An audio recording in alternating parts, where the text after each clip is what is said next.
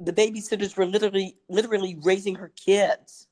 She was barely home because, unfortunately, I don't think her husband was able to work, and she was basically pulling the entire load. And I don't know how these women did it. To stay up all night with a screaming baby, and then to have to punch a clock the next morning in the office and put in a full day and concentrate.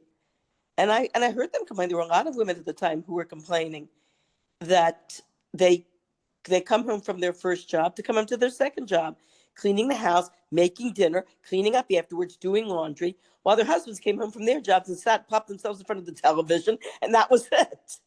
Well, it's like in today's modern age, men are pulling more of their weight around the house.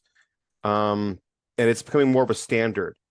And that's where I'm getting exhausted because I'm going ahead and I'm getting home and I'm trying to find the energy to clean. I'm trying to find the energy to cook. I'm trying to find the energy to do all these things, take care of my son, be involved, yada, yada, yada. When I've been up since 5 o'clock in the morning and I've been running around, literally, I can go ahead and check how many miles I walked today just at work itself. Give me 1 minute. Let me just pull this up. Yeah, 4.9 miles. Wow, keeps you in shape. Good for you. Oh, no, it does keep you in shape. I'm saying like like walking around. So like there's a physicality to my work besides the constant brain power of thinking about this project and working it through and yada yada yada. And like I'm just exhausted. I just want to collapse on the floor. I just don't want to move. And I'm like, I got to keep on going until it's like his bedtime, which is like 7:30 at night, and then I have maybe an hour and a half left to just go ahead and have time for me and Ruthie, and then it's just like even then it's barely anything. I'm just seeing like it's just like I understand the looking forward to retirement, and I understand this idea of just collapsing and just being like, can I just go ahead and just punch out right now? Like I remember speaking to my grandfather, my father's father, and we had this old question that we ask people: if you could be any animal or creature in the world, what would you be? Yeah. He said a goldfish.